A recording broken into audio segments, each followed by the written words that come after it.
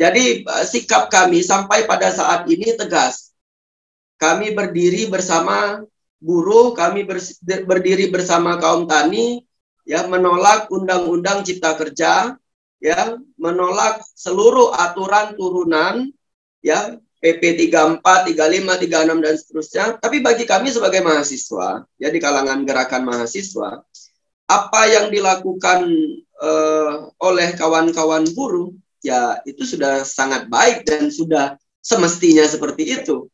Karena menurut kami, kalau ada seorang pemimpin yang tidak bisa memimpin untuk kepentingan kaum buruh, kaum tani dan rakyat miskin lainnya, ya lu lepaskan saja jabatan pimpinanmu, gantikan saja dengan kami rakyat miskin yang akan memimpin, ya, tampuk kekuasaan yang sedang kau kuasai pada saat ini. Jadi tidak ada masalah, ya, tidak ada masalah dengan apa yang dilakukan oleh kawan-kawan buruh. Karena apa? Ya, kita mengetahui pemerintah mestinya menjadi alat penyelenggara negara. Secara konstitusional kita dapat memeriksa dalam pembukaan amandemen Undang-Undang Dasar, dalam pembukaan variabel Undang-Undang Dasar 1945 dalam alinea keempat jelas dibentuknya pemerintahan itu untuk melindungi segenap bangsa Indonesia, seluruh tumpah darah Indonesia, memajukan kesejahteraan umum, mencerdaskan kehidupan bangsa dan lain sebagainya. Dari beberapa kalangan, termasuk dari kalangan mahasiswa, mengecam soal pernyataan sikap dari BEMNUS Banten yang mengatakan bahwa tindakan yang dilakukan oleh buruh Banten itu adalah tindakan kriminal dan kepolisian harus menindak tegas disertai dengan ancaman kepada kepolisian. Ya. Kalau kepolisian tidak dapat menindak tegas, maka BEMNUS Banten akan menggelar aksi besar-besaran di halaman Polda Banten. Kami dari kalangan mahasiswa, kalau kemudian BEMNUS mendesak kepolisian untuk menangkap, menindak tegas kawan-kawan buruh yang menerobos masuk ke kantor gubernur kemarin, ya tentu saja kami dari kalangan gerakan mahasiswa juga menyatakan sikap, ya. Kalau kemudian BEMNUS akan menggelar aksi besar-besaran, ya kami juga dari kalangan mahasiswa yang mendukung perjuangan buruh juga akan melakukan aksi besar-besaran untuk mendesak kepolisian agar supaya segera membebaskan kawan-kawan kami, begitu. Ya, jadi kami juga dalam hal ini sebagai mahasiswa mendukung perjuangan buruh, dan ketika kawan-kawan buruh ditangkap, diamankan, ya kami juga akan melakukan perlawanan, melakukan solidaritas kepada kawan-kawan buruh yang ditangkap. Nah, bagi kami ini adalah satu pernyataan yang cukup disayangkan di kalangan muda atau di kalangan intelektual mahasiswa. Mengapa? Karena kita dapat melihat penolakan terhadap Omnibus Law itu bukan hanya dilakukan oleh kalangan buruh, tapi juga dia dilakukan oleh kalangan pemuda, mahasiswa, pelajar, petani, kaum miskin perkotaan, yang menjadikan Omnibus Law Undang-Undang Cipta Kerja itu sebagai satu ancaman bersama. Mestinya mahasiswa itu dia menjadi satu kekuatan. Kami memandang mahasiswa mestinya menjadi satu kekuatan yang dapat mendorong lebih maju, lebih jauh kesadaran bagi kaum buruh dan kaum tani. Kami mengatakan mahasiswa itu sebagai tenaga cadangan dan tenaga pendorong untuk memajukan perspektif, untuk memajukan orientasi perjuangan bagi rakyat miskin dalam rangka mewujudkan kehidupan yang lebih baik di kemudian hari. Ya, bagaimana posisi mahasiswa dalam melihat persoalan itu? Mestinya bagi kami sebagai mahasiswa, kita harus mendukung perjuangan buruh, ya, dalam hal ini menolak ditetapkannya upah berdasarkan PP 36.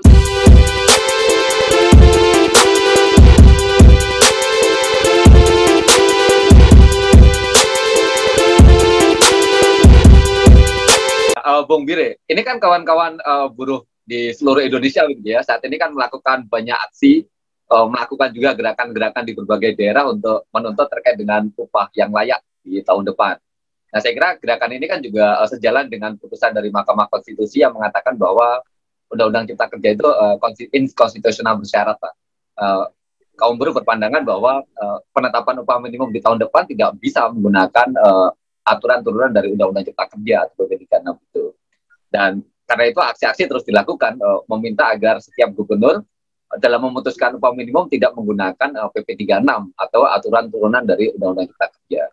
Nah, salah satu aksi yang dilakukan di Banten begitu, yang menarik justru sikap dari Gubernur Banten yang kemudian dia melakukan sikap arogan begitu ya, dengan mengatakan silakan saja para pengusaha memecat buruh yang melakukan perlawanan itu, yang melakukan mogok daerah dengan mengganti buruh yang baru. Yang konon katanya masih banyak orang bisa dibayar hanya dengan 2,5 juta gitu. Nah, kalimat ini sesungguhnya juga tidak hanya sekedar arogan, tapi juga menganjurkan pengusaha untuk melakukan sebuah kejahatan gitu kan. Karena menurut Undang-Undang Nomor 13 2003 tentang ketenagakerjaan itu, para pengusaha yang membayar upah di bawah upah minimum ya itu melakukan tindak pidana, dan pidananya adalah pidana kejahatan.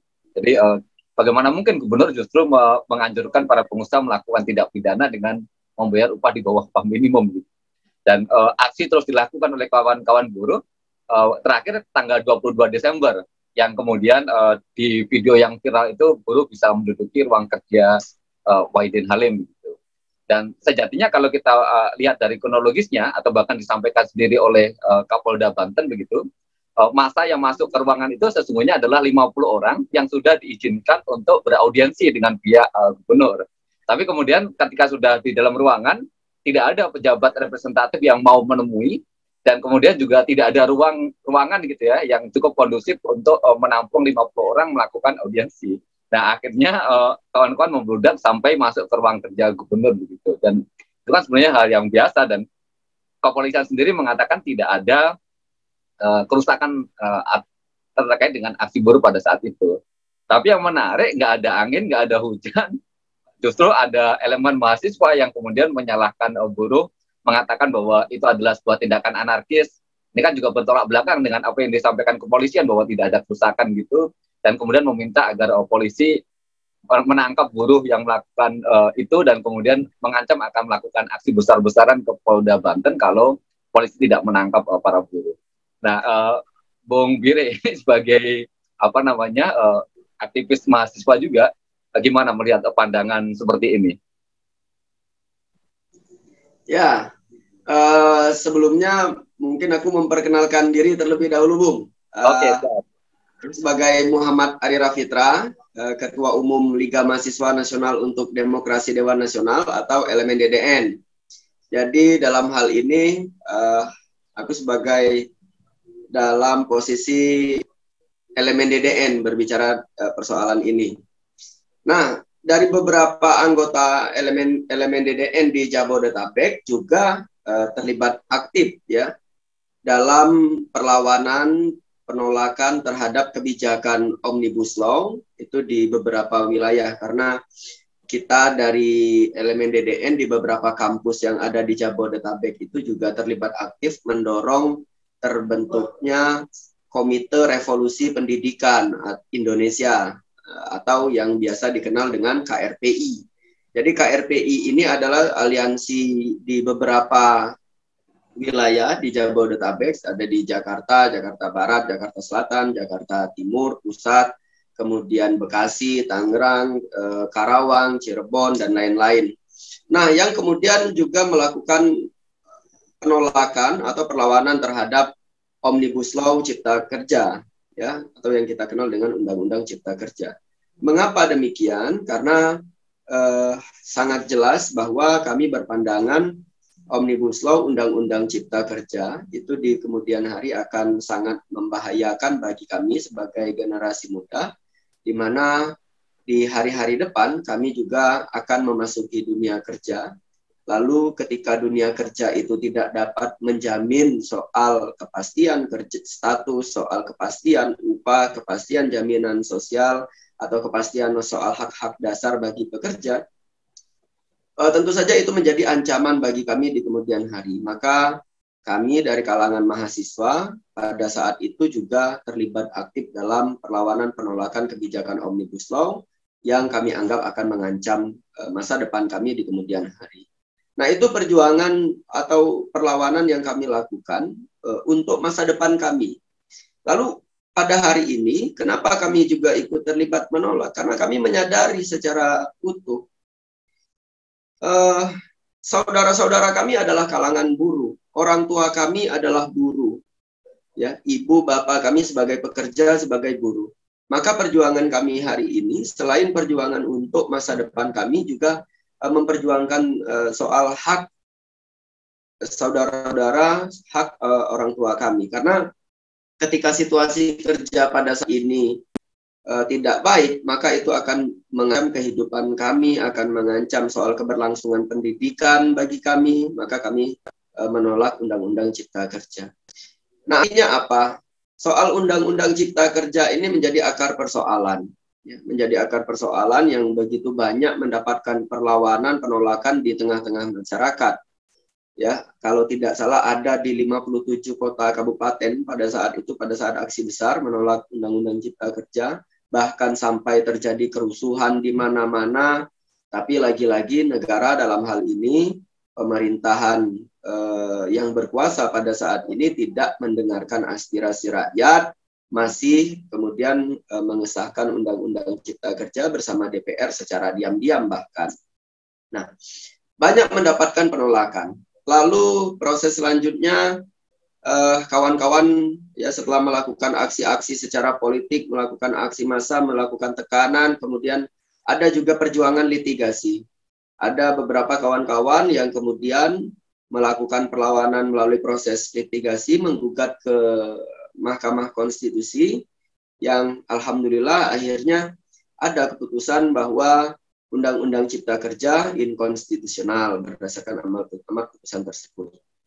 Artinya apa? Undang-Undang Cipta Kerja tidak dapat digunakan, atau Undang-Undang Cipta Kerja tidak bisa menjadi landasan bagi aturan turunannya, ya, PP yang sudah dibentuk oleh pemerintah, karena dia inkonstitusional.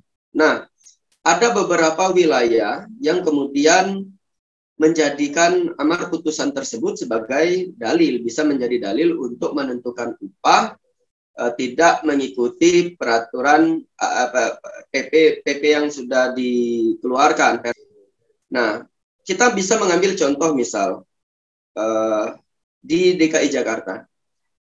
Apapun itu ya, apapun dalil, kemudian apapun pandangan soal kepentingan pilpres, soal apalah ya, dengan Anies memutuskan kenaikan upah di DKI Jakarta 5, sekian persen, tentu saja itu adalah sesuatu hal yang bagus, terlepas dari beberapa hal lainnya. Ada beberapa poin kita tidak bersepakat dengan Anies, ya itu sah saja. Tapi dalam penentuan upah yang dilakukan Anies pada saat ini, ya itu sangat baik. Dan mestinya itu menjadi contoh, menjadi pertimbangan bagi gubernur-gubernur di wilayah lainnya, untuk juga dapat menentukan upah tidak berdasarkan peraturan atau perpres yang sudah dikeluarkan oleh pemerintah dari Undang-Undang Cipta Kerja. Nah, lalu kita bergeser ke Banten. Ya, tanggal 22 Desember kemarin, kawan-kawan melakukan aksi massa yang dimana sebelumnya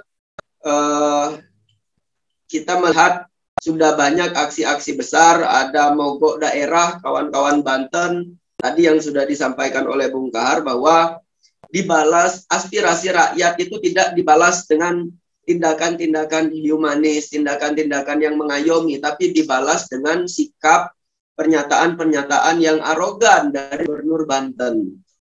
Ya, pernyataan tersebut ya tadi berkaitan soal kalau nggak mau upah sekian ya udah silahkan di PHK saja, masih banyak yang mau bekerja dan lain sebagainya. Tentu saja itu menyakiti hati para buruh, itu mengecewakan bagi kaum buruh, termasuk juga bagi kami sebagai anak-anak buruh.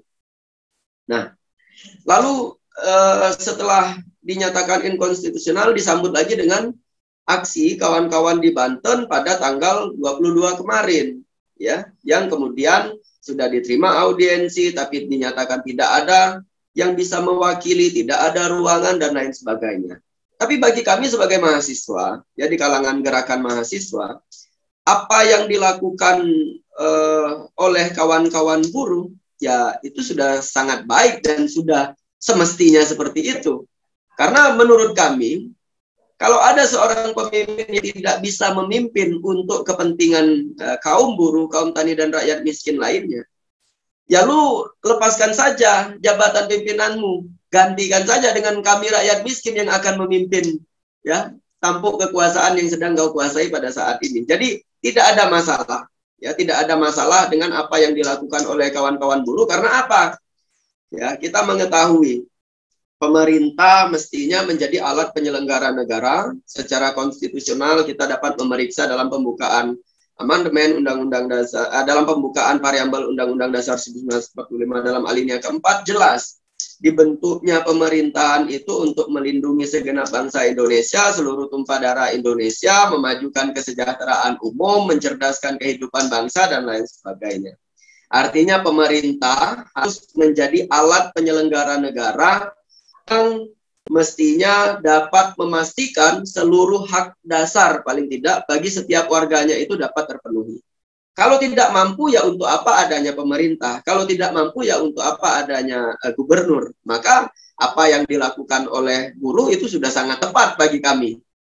Nah, hal-hal tersebut kemudian diperkaya, ya, diperkaya dengan misal pernyataan dari Polda Banten, tidak ada kerusakan kok, ya. Hal itu pun terjadi karena pemerintah Banten, ya, seolah-olah mempermainkan kaum buruh, nggak ada yang bisa mewakili, nggak ada ruangan, dan lain sebagainya. Nah, setelah itu, setelah aksi di tanggal 22, kemudian banyak kontroversi, ada pernyataan-pernyataan yang mengundang kontroversi. Nah, ada hal yang menarik berkembang kemarin, ya. Bire mendapatkan informasi itu siang dari beberapa kawan di Banten, yang kemudian ada satu lembaga, ya, lembaga atau aliansi BEM, ya, yang kita ketahui dalam hal ini BEM Nusantara, yang kemarin banyak menuai kontroversi, banyak menuai kecaman dari beberapa kalangan, termasuk dari kalangan mahasiswa, mengecam soal pernyataan sikap dari BEMNUS Banten yang mengatakan bahwa tindakan yang dilakukan oleh buruh Banten itu adalah tindakan kriminal dan kepolisian harus menindak tegas disertai dengan ancaman kepada kepolisian, ya. Kalau kepolisian tidak dapat menindak tegas, maka BEMNUS Banten akan menggelar aksi besar-besaran di halaman Polda Banten.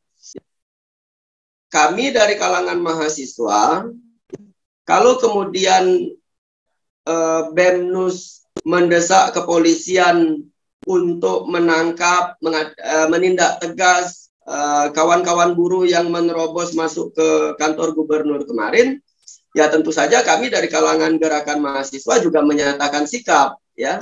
Kalau kemudian BEMNUS akan menggelar aksi besar-besaran, ya kami juga dari kalangan mahasiswa yang mendukung perjuangan buruh juga akan melakukan aksi besar-besaran untuk mendesak kepolisian agar supaya segera membebaskan kawan-kawan kami, begitu. Ya, jadi kami juga dalam hal ini sebagai mahasiswa mendukung perjuangan buruh, dan ketika kawan-kawan buruh ditangkap, diamankan, ya kami juga akan melakukan perlawanan, melakukan solidaritas kepada kawan-kawan buruh yang ditangkap. Nah, bagi kami ini adalah satu pernyataan yang cukup disayangkan di kalangan muda atau di kalangan intelektual mahasiswa. Mengapa? Karena kita dapat melihat penolakan terhadap Omnibus Law itu bukan hanya dilakukan oleh kalangan buruh, tapi juga dia dilakukan oleh kalangan pemuda, mahasiswa, pelajar, petani, kaum miskin perkotaan, yang menjadikan Omnibus Law Undang-Undang Cipta Kerja itu sebagai satu ancaman bersama. Mestinya mahasiswa itu dia menjadi satu kekuatan. Kami memandang mahasiswa mestinya menjadi satu kekuatan yang dapat mendorong lebih maju, lebih jauh kesadaran bagi kaum buruh dan kaum tani. Kami mengatakan mahasiswa itu sebagai tenaga cadangan dan tenaga pendorong untuk memajukan perspektif, untuk memajukan orientasi perjuangan bagi rakyat miskin dalam rangka mewujudkan kehidupan yang lebih baik di kemudian hari.